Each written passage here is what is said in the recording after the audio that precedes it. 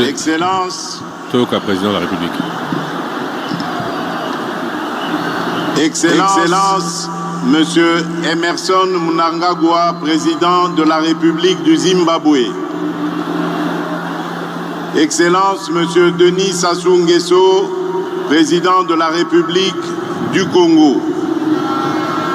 Excellence, Monsieur Matamela Cyril Ramaphosa, président de la République d'Afrique du Sud.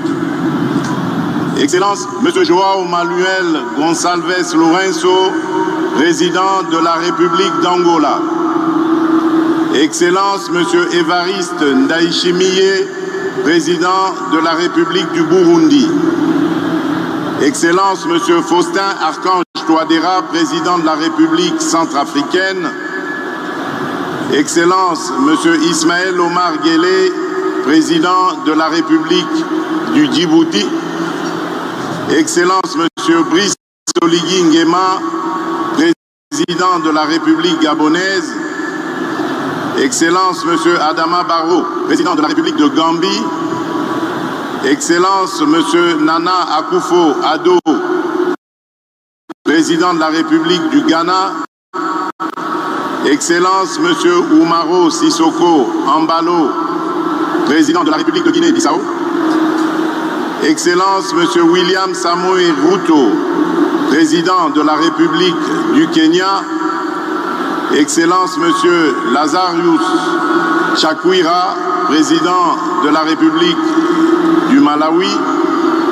Excellence, Monsieur Carlos Villanova, président de la République démocratique de Sao Tomé et Principe. Excellence, Monsieur Macky Sall, président de la République du Sénégal.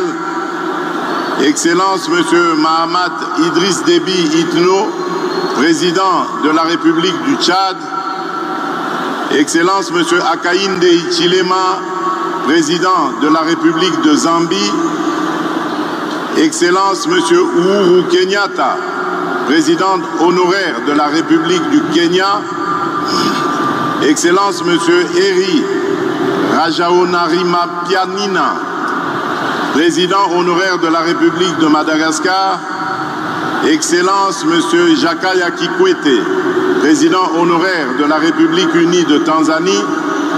Excellence, Monsieur Olusegun Obasanjo, président honoraire de la République fédérale du Nigeria.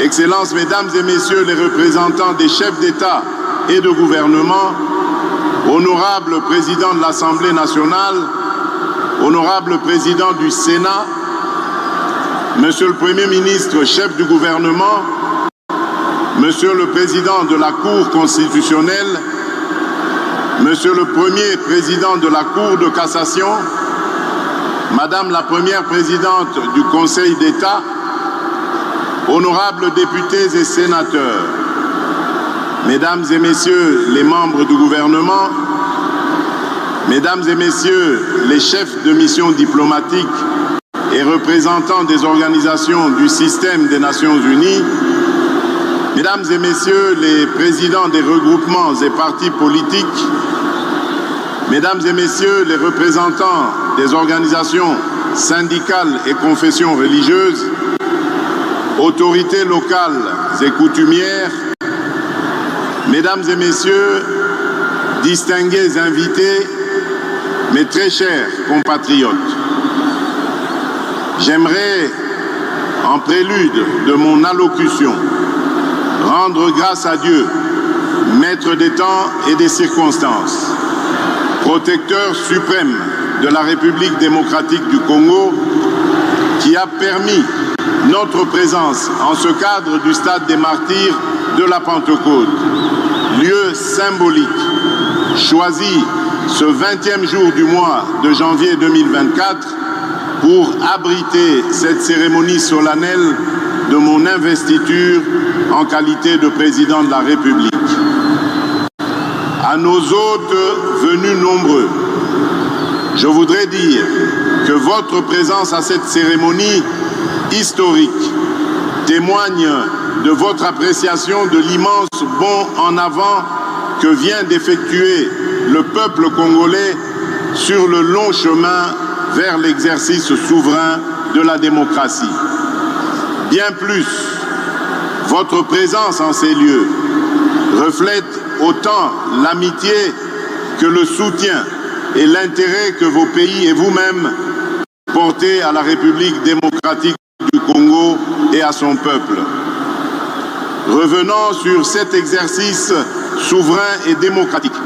Je voudrais particulièrement exprimer, au nom du peuple congolais et au mien propre, mes sincères remerciements aux Nations Unies à travers sa mission de stabilisation pour la République démocratique du Congo, la MONUSCO en sigle, de même que la République arabe d'Égypte, ainsi que les républiques voisines du Congo et d'Angola pour l'appui logistique fourni à la Commission électorale nationale indépendante dans les dernières semaines précédant la tenue des scrutins. Je ne pourrais également omettre de saluer et de rendre un hommage appuyé à la mémoire de nos héros, de tous nos compatriotes tombés sur le champ d'honneur, ainsi que celui de toutes les victimes de la barbarie de nos agresseurs, pour que vive la République démocratique du Congo dont nous sommes aujourd'hui bénéficiaires. Par reconnaissance au sacrifice de nos héros et de nos martyrs, je vous prie de vous lever et d'observer un moment de recueillement en leur mémoire.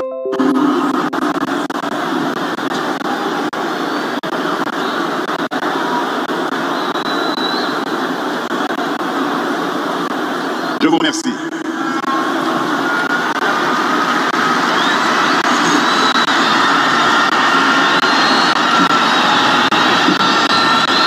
Excellences, Mesdames et Messieurs, distingués invités, face à ses responsabilités et devant son histoire, le peuple congolais a posé le 20 décembre 2023, par l'exercice de son droit de vote, un acte à la triple symbolique. En effet, le 20 décembre, le peuple congolais a clamé son amour indéfectible pour notre cher et beau pays. Il a réitéré son profond attachement à la démocratie et aux valeurs républicaines qui le transcendent. Tout comme il a préservé par cet acte l'héritage nous légué par nos pères fondateurs, dont le sacrifice consenti pour notre liberté demeure le socle de notre loi fondamentale. Appelé à opérer librement son choix parmi les différentes offres qui lui étaient présentées, le peuple congolais souverain primaire a opté dans sa plus grande majorité pour la consolidation des acquis glanés du combat auquel je m'étais solennellement engagé le 24 janvier 2019 lors de ma première investiture, celui de garantir le mieux-être de chaque citoyen et citoyenne de la République démocratique du Congo, de préserver leur dignité et de restaurer leur fierté d'appartenir en tout temps et en tout lieu à notre chère et belle nation. Le peuple congolais m'a renouvelé sa confiance dans la foi et la volonté que se poursuive l'émergence d'un Congo fort, ambitieux, conscient de ses potentialités et avide de progrès. Un Congo plus uni, plus fort et plus prospère. Mes chers compatriotes, ce résultat que nous célébrons ce jour a bénéficié de plusieurs apports spécifiques que je m'en voudrais de ne pas mettre en exergue. Ainsi, je salue chaleureusement ma famille politique et mes compagnons de lutte de l'Union sacrée de la nation, structure qui inclut mon parti, l'Union pour la démocratie et le progrès social.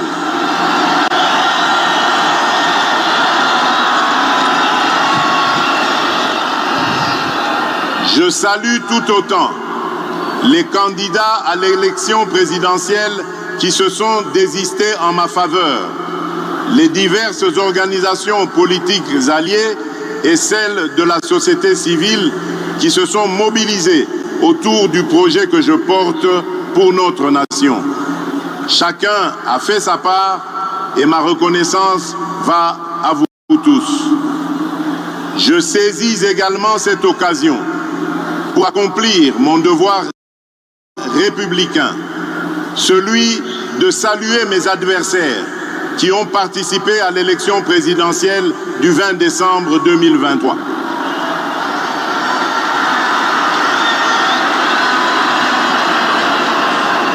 Ne dit-on pas que plus le combat est dur, plus la victoire est belle?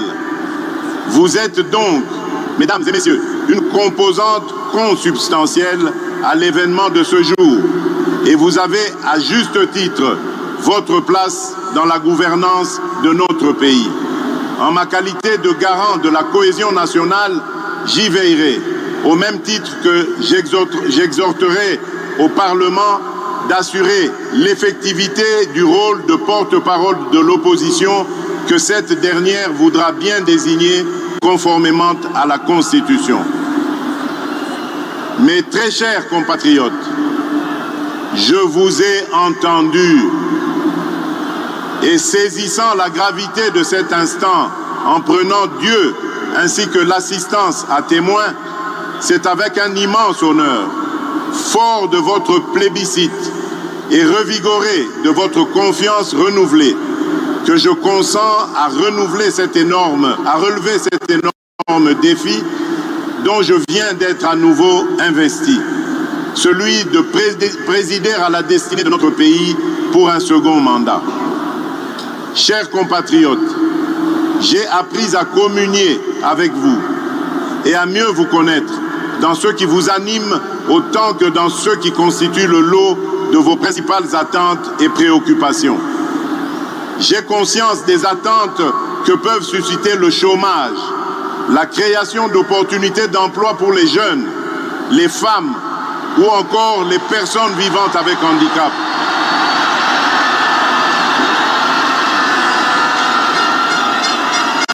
L'autonomisation et la promotion des femmes dans notre société, de même que l'inclusion et la protection des personnes les plus vulnérables. Tout comme j'ai conscience de vos attentes relatives à l'augmentation du pouvoir d'achat, à la stabilité du franc congolais, à la création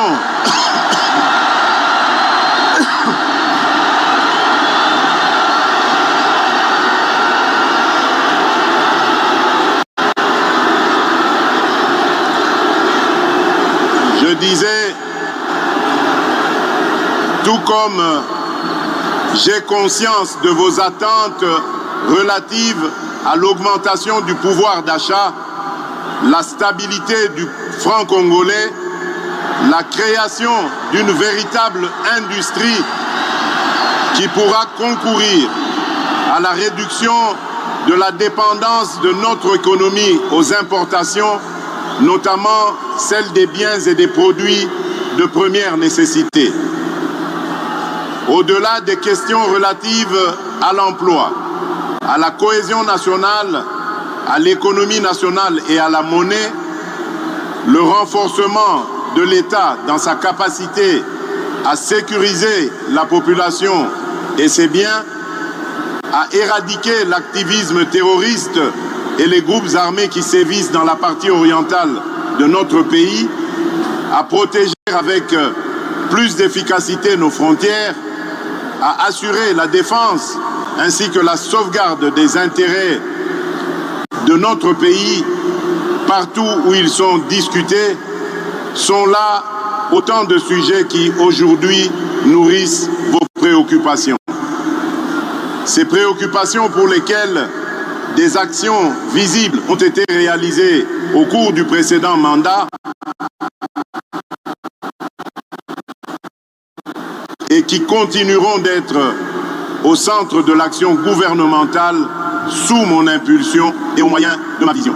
Une vision, mieux, une ferme prédisposition pour l'action, déclinée à travers les 6 engagements contenus dans le projet de société que je vous ai présenté au moment de solliciter vos suffrages. Ce nouveau quinquennat aura ainsi pour objectif, premièrement, de créer plus d'emplois en accélérant la promotion de l'entrepreneuriat, notamment celui des jeunes, et au moyen d'une approche volontariste inspirée de nos réalités sociétales. Deuxièmement, de protéger le pouvoir d'achat des ménages en stabilisant le niveau de l'inflation et en maîtrisant le taux de change. Troisièmement,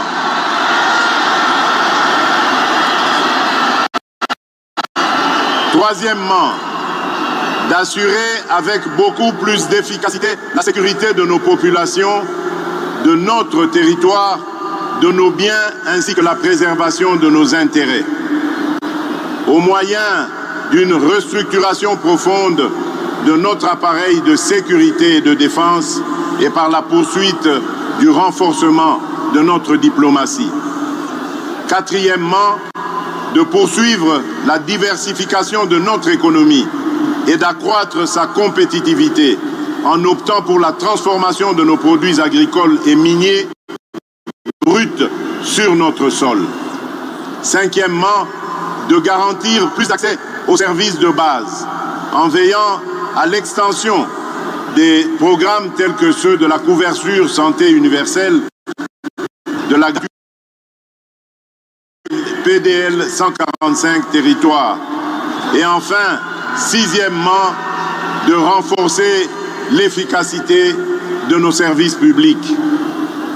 Ces engagements résument ma détermination à offrir des solutions pragmatiques par la force de la volonté et de la mobilisation d'énergie de tous pour la création de plus d'emplois pour les jeunes à la sortie de la formation et pour les personnes en sous-emploi, la maîtrise du coût de la vie et la garantie de la sécurité des citoyens où qu'ils vivent. À ces engagements s'ajoute l'épineuse question du désenclavement de nos territoires, dont la solution en termes de financement vient d'être rendue possible, notamment grâce à l'affectation prochaine de fonds issus de l'enveloppe obtenue dans le cadre de la renégociation du projet SICOMINE et qui devrait atteindre un montant global de 7 milliards de dollars américains. À cette question épineuse se pose-t-elle aussi celle du développement des chaînes de valeurs agricoles et de l'assainissement de nos villes, trois défis qui constitueront les trois initiatives présidentielles prioritaires de ce nouveau mandat. Mes très chers compatriotes, l'expression de vos suffrages et le renouvellement de votre confiance à mon égard interviennent dans une période critique de l'histoire et où de nombreux défis pèsent sur notre devenir collectif. D'abord, sur le plan national, les efforts fournis dans la sécurisation de nos concitoyens et dans la sauvegarde de notre intégrité territoriale se retrouvent mis à mal par les velléités obscures de certains États voisins, d'acteurs extérieurs ou internationaux, avec la complicité lâche de certains des nôtres. En effet, nonobstant votre vigilance, le sacrifice et la bravoure de nos vaillantes forces de sécurité et de défense, les menaces se veulent résilientes. Et pour beaucoup, alimentées par la trahison de certains Congolais qui, sans scrupule et sans la moindre considération humaine et patriotique, s'allient à l'ennemi pour faire couler le sang de leurs propres frères et sœurs congolais. Toujours sur le plan national, se pose le défi de la sauvegarde de notre cohésion nationale qui ne peut se faire qu'au moyen du renouvellement et de la consolidation de notre vouloir vivre collectif. Un vouloir vivre collectif où seront bannis les fléaux de la haine, du tribalisme, du clanisme et de toutes les antivaleurs qui aujourd'hui minent le développement de notre pays. Bref, un vouloir vivre collectif comme valeur sacrée que nous léguerons entière aux générations futures. Ensuite, sur le plan international, se dresse le défi de l'intégration régionale et du développement de notre continent, pour lequel notre pays, la République démocratique du Congo, a significativement contribué et, fort de son potentiel, se veut aujourd'hui, plus qu'hier, un acteur incontournable, mieux, un catalyseur. Enfin, se pose-t-il le défi du réchauffement climatique, pour lequel notre pays se veut être une solution au regard de ses potentialités naturelles qui ne sont plus à présenter, tout comme le défi collectif de la préservation de notre existence commune face aux idéologies du chaos et à la folie meurtrière qui n'épargnent aucune nation ni aucun pays. Chers compatriotes, je mesure l'ampleur de la tâche qui m'attend, ainsi que toute la portée des attentes légitimes qu'évoque cet ultime mandat, dans l'esprit de chaque Congolaise et de chaque Congolais. J'ai cependant la certitude que, par votre concours et interpellé par ce devoir patriotique qui consiste à rassembler toutes nos forces et nos intelligences, nous serons capables de combler ces attentes et de relever le défi d'assurer la destinée de notre pays. Mes très chers compatriotes, nous y sommes. Par cette cérémonie solennelle d'investiture, je reprends donc le bâton de commandement que vous m'aviez confié avec la détermination de maintenir allumé le feu sacré de notre nation. À présent, il s'agit pour nous de transformer durant les 5 prochaines années les prouesses que nous avons réalisées et de parachever l'avènement d'un Congo plus uni, mieux sécurisé et plus prospère. Il s'agit désormais pour nous de rester mobilisés et soudés dans notre lutte contre l'insécurité et la pauvreté, nos seuls et réels ennemis.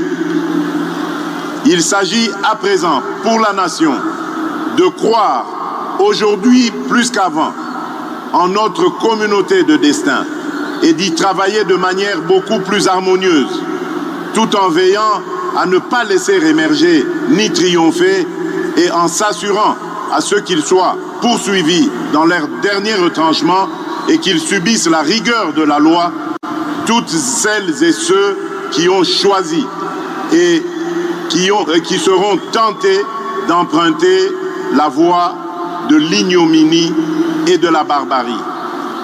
Tirant les leçons de l'expérience passée et ayant à l'esprit vos aspirations exprimées, je m'engage à user de tout ce qui est en mon pouvoir pour que les erreurs du passé ne se reproduisent plus et pour que les actions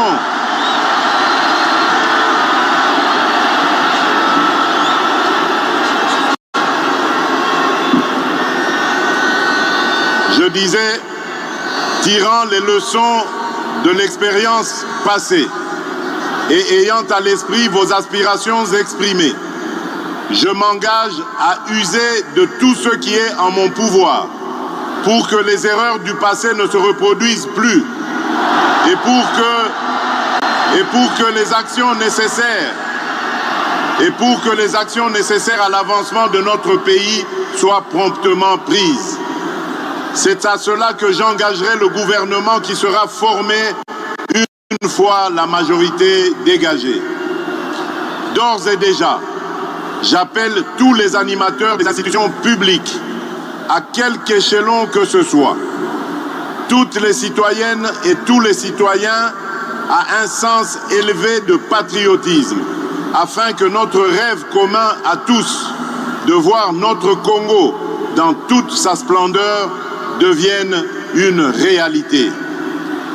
Mes très chers compatriotes, désormais investi de la charge suprême de la République, je me tiens en ces lieux pour sceller avec vous ce nouveau contrat marqué du sceau de vos sacrifices, de vos aspirations, de votre vitalité et de votre clairvoyance. Aujourd'hui, plus que jamais, vous avez démontré à la face du monde, par la force de votre dignité, de votre courage, de votre résilience, de votre vigilance et de la lueur de la flamme patriotique qui jaillit en vous, qu'un Congo transfiguré est né.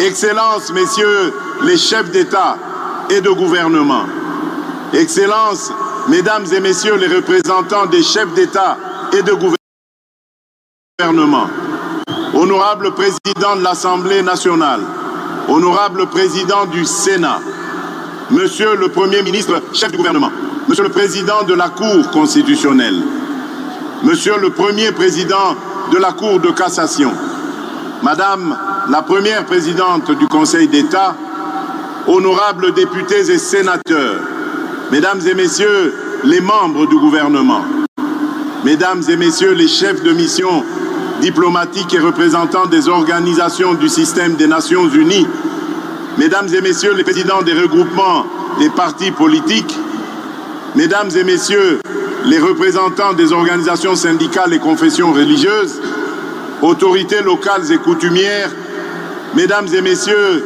distingués invités, mes très chers compatriotes, aujourd'hui, une nouvelle ère est née, une ère de maturité, incarnée par les valeurs républicaines de paix et de justice, une ère de progrès, débarrassée de ceux qui jadis nous minaient, une ère magnifiée par le labeur, l'action juste et consciencieuse des filles et fils de notre mère patrie, une ère transcendée par le serment renouvelé de ne jamais trahir le Congo et son peuple et de propulser plus haut l'étendard de notre chère et belle nation.